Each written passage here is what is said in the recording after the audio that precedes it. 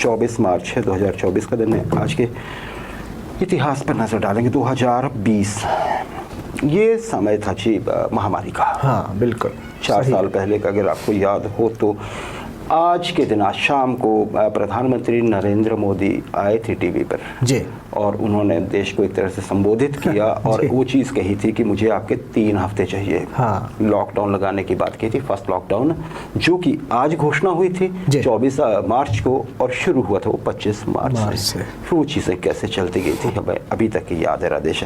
हालांकि इससे पहले 22 तारीख को वो 14 घंटे का जनता कर्फ्यू भी याद होगा, शाम को सबने थालियां बजाई थी, है ना, तब किसी को पता नहीं था होने क्या वाला है। पर अब जब उस दौर से गुजर कर निकले हैं तो लगता है कि बस बहुत हुआ। बिल्कुल। 1882 रॉबर्ट कोच, पूरा नाम लें हेनरिक हरमन रॉबर्ट कोच जी। आज के दिन इन्होंने, ये पहले कौन थे, जर्मन साइंटिस्ट थे जी, ये माइक्रोबायोलॉजिस्ट।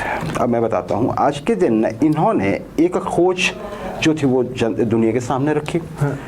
और उसकी व्याख्या भी की। और ये खोज क्या थी, ये थी ट्यूबरकल बैसिलस।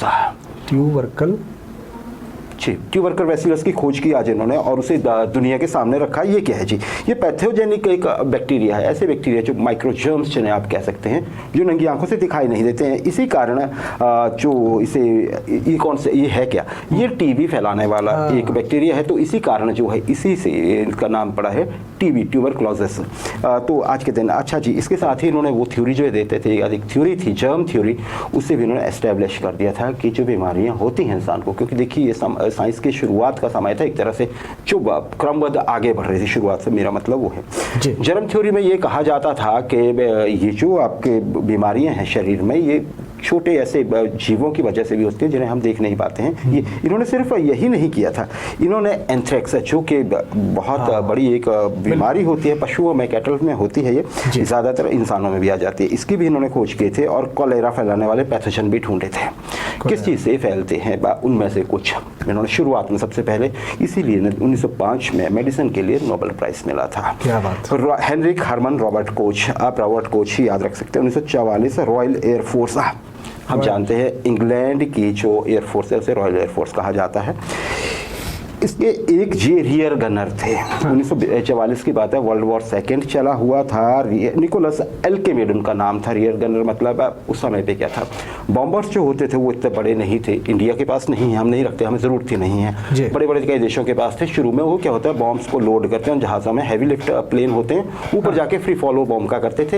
ये गनर भी थे, लास्ट में ये पीछे बैठ के, जैसे कि या तो बॉम्ब कुछ और लोग हैंडल करते थे, ये गन हैंडल करते, जैसे मशीन गन, उसमें कई तरह की, अगर कोई पीछा करता है जहाज का, ये बैठे हुए थे जी। जर्मनी का एक प्लेन आता है, इनके बॉम्बर को देख लेता है और उसे शूट कर देता है। अब कोई चारा नहीं था, ये बच जाते हैं, बाकी जो थे वो घिर गए थे आग में, 4 और साथी जो थे, पायलट के समेत 3 और ये हमारे एल्केमेड साहब ये देखते हैं, पैराशूट उठा के कूदने का प्रयास करते हैं, पैराशूट आग पकड़ लेता है, फंस जाता है कहीं पे। फिर ये बोलते हैं कि देखिए मैं जल के तो मरूंगा नहीं, मैं कूद के मर जाऊंगा चाहे कुछ हो जाए, और छलांग लगा देते हैं।